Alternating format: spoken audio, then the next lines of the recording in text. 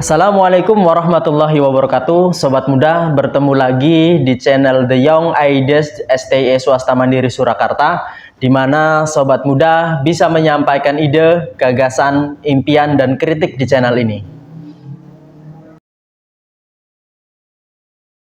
Terima kasih Claudia atas presentasinya. Judulnya terkait dengan analisis tingkat pengangguran di Surakarta pasca pandemi. Jadi dalam penelitian ini variabel yang digunakan tadi apa saja variabelnya? Variabel independen dan dependen. Ya, variabel independennya? Variabel independennya itu tingkat penganggurannya, dan variabel independennya itu TPAK, PDRB, dan lowongan kerja. Ya, baik. Secara kesimpulan berarti gimana gambarannya setelah selama pasca pandemi itu terjadi penurunan peningkatan pengangguran atau penurunan pengangguran? Setelah pandemi itu pengangguran itu turun, jadi lebih banyak orang yang lebih aktif di dalam kegiatan ekonomi. Karena mungkin dari saat pandemi itu orang-orang, karena ada lockdown juga ya, mungkin orang-orang banyak yang di PHK atau banyak yang stop bekerja karena juga keadaan. Namun setelah perbaikan ekonomi pada tahun 2021 hingga 2023 ini, pengangguran itu menurun. Jadinya lebih banyak orang yang bekerja setelah pandemi. Kalau pandemi itu kan dimulai dari 2020 ya, 2019 akhir ya, Desember 2019 akhir, 2020 sampai 2021. Baru masa perbaikan itu dari tahun 2022 itu kan istilahnya mulai istilahnya recover. Recovery itu kan tahun 2022. Itu trennya gimana itu? Pengangguran itu istilahnya kapan mengalami penurunan, kapan mengalami penaikan? Untuk tren mengalami penurunan dan kenaikannya tadi bisa dilihat dari modelnya tadi.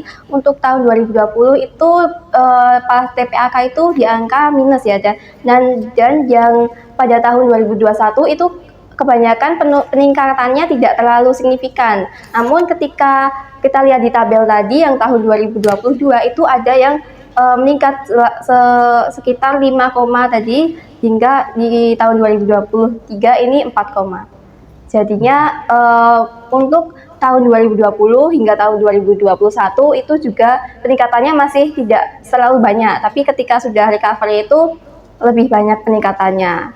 Dan proses paling yang pengangguran itu turun itu puncaknya ada di tahun 2023 lalu, itu paling sedikit. Itu pengangguran turun. Iya. Di 2023 pengangguran jumlah penganggurannya turun ya. Iya. Baik. Tadi kan pandemi itu mulai yang parah-parah itu dari 2020 sampai 2021 ya. Itu ya karena terjadi pengetatan itu kan istilahnya. Nah, pada saat itu gimana tuh istilahnya kondisi pengangguran di Surakarta? Pada tahun 2020 sampai 2021 itu kan pada saat pandeminya ya kan. Nah, setelah pandemi itu kan tahun 2022 sampai tahun 2023 ya kan. Nah, kalau berdasarkan range penelitiannya itu perbedaannya gimana itu? Perbedaannya pada tahun 2020 itu kan tingkat partisipasi angkatan kerjanya itu kan sedikit. Nah, terus untuk tingkat penganggurannya itu menjadi besar karena partisipasi angkatan kerjanya itu sedikit. Coba jadi bisa dilihatkan itu ya datanya. Oh, ya. Bisa dilihatkan. Maaf, bisa pinjam.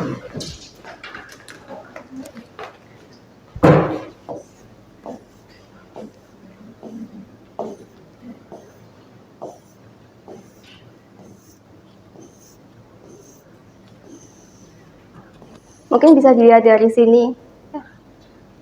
Ini ketika, sebentar, yang ini saja.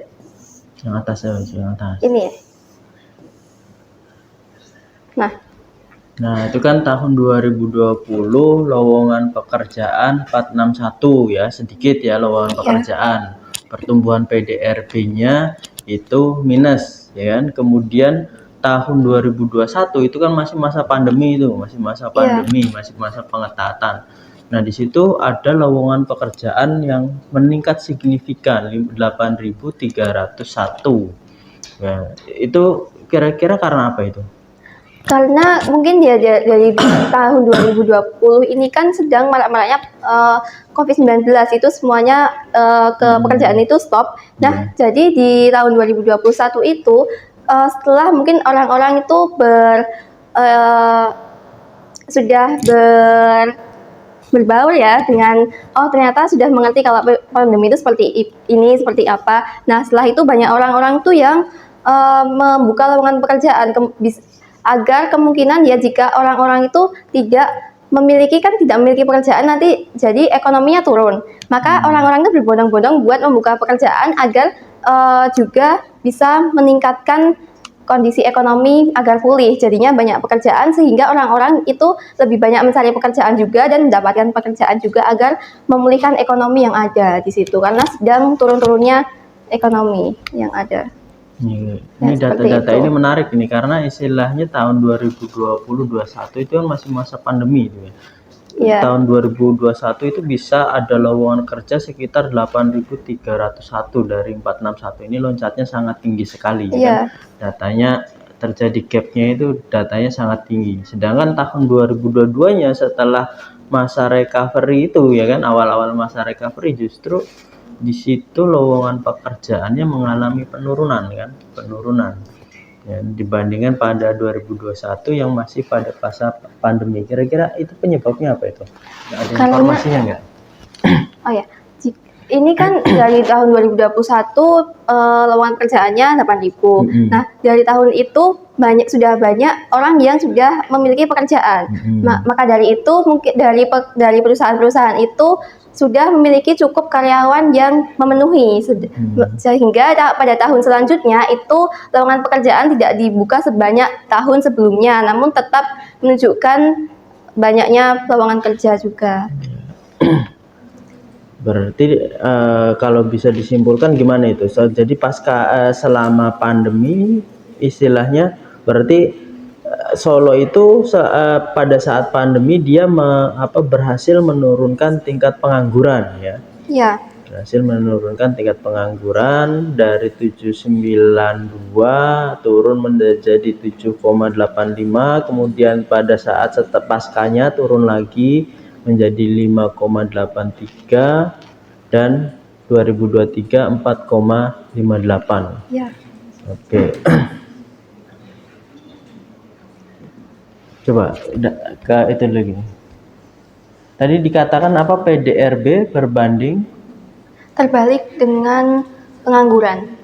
PDRB berbanding terbalik dengan penurunan tingkat pengangguran. Dengan tingkat pengangguran. Kira-kira bisa dijelaskan kenapa? Kan harusnya kalau misalkan pertumbuhannya itu meningkat, seharusnya kan harusnya kan berarti lowongan pekerjaan semakin banyak ya kan? Iya. Ya, harusnya lowongan pekerjaan semakin banyak, tapi kok itu malah justru menyebabkan tingkat pengangguran tidak terlalu signifikan. Apa kira-kira penyebabnya?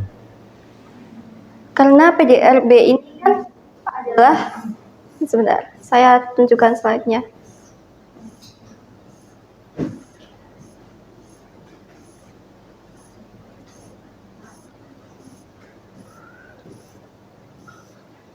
Nah, ini dia. Nah, PDRB itu kan produk domestik regional bruto. Jadi itu total nilai tambah ekonomi di suatu wilayah ya. Jadi ketika nilai ekonomi itu bertambah, maka kan lebih banyak orang yang bekerja. Karena lebih banyak orang yang bekerja itu pastinya akan menambahkan nilai ekonomi ya. Nah, itu otomatis juga pengangguran itu turun karena lebih banyaknya orang yang bekerja, seperti itu. Itu adalah kumakun. Tadi kan pernyataannya adalah pertumbuhan PDRB itu berbanding terbalik. Kalau berbanding terbalik kan berarti kalau pertumbuhannya PDRB-nya tumbuh, iya, penganggurannya akan turun. Penganggurannya. Ya, karena semakin banyak ekonomi yang dihasilkan itu adalah total dari ekonomi-ekonomi yang ada di pekerjaan itu. Jadinya ketika pertumbuhan ekonomi itu naik, maka pengangguran itu turun karena ketika pertumbuhan ekonomi naik itu lebih banyak orang yang bekerja. Oh ya. Terus coba tadi yang mean sama terus bawahnya lagi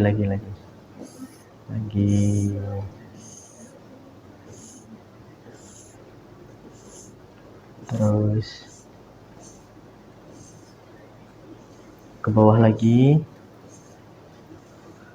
Nah, setelah ini bawah lagi. Nah, di situ kan ada mean, median, dan standar deviasi. Maksudnya apa itu? Mean, median itu. Mean itu adalah nilai rata-rata dari TPAK di Kota Surakarta pada tahun 2020 hingga tahun 2023. Standar deviasi ini artinya itu menunjukkan seberapa bervariasinya, kayak lonjakannya itu berapa persen dari sebelumnya tahun 2021, 2022, 2023 itu seberapa besar lonjakannya, seperti itu. Oke. Kalau mediannya? Median itu nilai tengah. Nilai tengah ya. Oke. Coba itu lagi naik lagi. Itu lagi nggak ke atas. Nah, ya terus.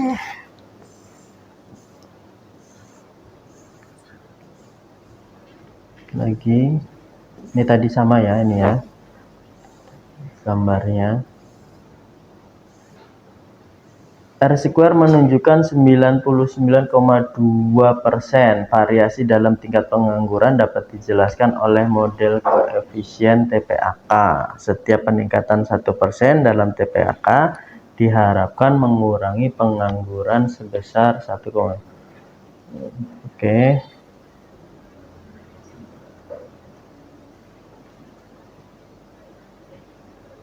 Coba dijelaskan yang F-statistiknya itu. Bagaimana itu? Nah, F-statistik itu menunjukkan bahwa model yang dibangun tadi itu secara keseluruhan itu signifikan, tapi nilai P yang rendah itu mengindikasikan model yang perlu belajar lebih banyak data. Jadi, jika ingin menginginkan data yang lebih banyak itu menunjukkan data yang lebih signifikan itu diperlukan lebih data. Jadinya untuk di Kota Surakarta itu tidak cukup itu saja. Jadinya perlu pada tahun sebelumnya atau pada kota yang lain, seperti itu. Atau mungkin bisa di Indonesia atau di seluruh negara, seperti itu. Ya, karena ini tadi datanya terbatas ya. Datanya hanya dari tahun 2020 sampai 2023 dan datanya itu terbatas sekali. Ya. Oke. Jadi kira-kira ditemukan nggak kenapa sih Solo itu kemudian dia bisa menurunkan tingkat penganggurannya pada saat pandemi? Ada nggak informasinya, Kak? Kenapa kok Solo tahun 2021 itu penganggurannya atau lowongan pekerjaannya itu bisa banyak sekali, loncatnya itu tinggi banget. Itu gapnya itu istilahnya dari 461 ke 8.000 itu kan itu berapa ribu persen itu, ya kan? Kira-kira apa itu informasi yang bisa dijelaskan di situ? Kenapa? Karena ini bisa masuk ke dalam kesimpulannya. Untuk kesimpulannya itu pada setiap kenaikan 1% pada TPAK itu mengurangi tingkat pengangguran sebesar ini, dan setiap peningkatan 1% pada PDRB itu mengurangi tingkat pengangguran sebesar 0,3789%. Untuk pada tahun 2021 itu ini saya kan menghitungnya dari semua di tahun 2020 hingga tahun 2023. Maksud saya itu istilahnya kenapa kok istilahnya bisa muncul lowongan begitu besar ya, sebegitu besarnya? Apakah di Solo itu ada suatu proyek tertentu yang menyebabkan itu ada satu lowongan? Karena kan istilahnya pada saat pandemi itu di kota-kota lain itu yang namanya lowongan pekerja itu kan mengalami penurunan.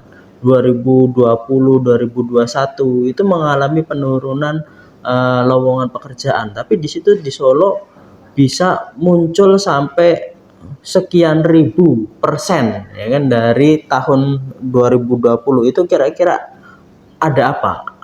Ya itu karena pada tahun 2020 itu kan sedikitnya pekerjaan, maka dari itu orang-orang di Surakarta itu pada frustasi ya, maksudnya bukan frustasi, mungkin ya kayak udah muak nih nggak ada pekerjaan. Nah, jadinya mungkin dari orang-orang yang ada di perusahaan itu juga itu kondisi ekonominya kan juga menurun. Jadinya orang itu membuka lowongan pekerjaan, coba membuka lowongan pekerjaan pada tahun tersebut, jadinya agar kondisi ekonomi itu kembali lagi seperti yang tadi.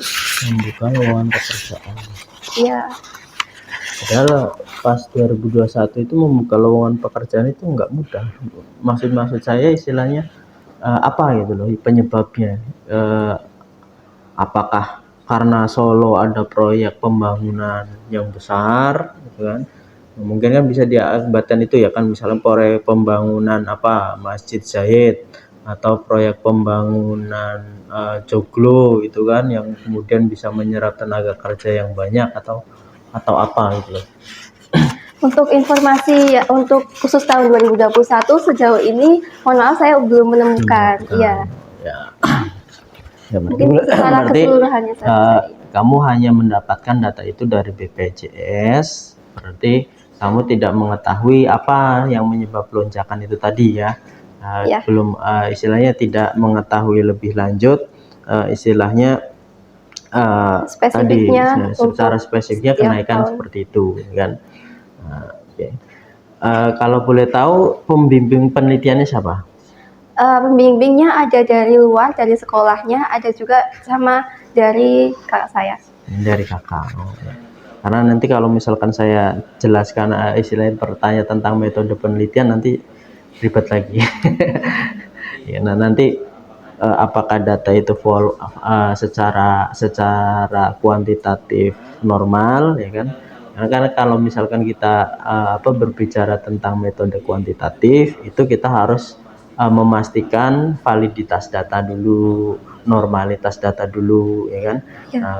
Kalau itu kan istilahnya tadi kalau saya melihat sepintas itu kan dari 461 kemudian muncul 8.000 itu kan istilahnya kalau itu kan data yang tidak normal ya. Data yang tidak normal karena gapnya itu terlalu tinggi. Tapi nggak apa-apa, ini sebagai pembelajaran ya.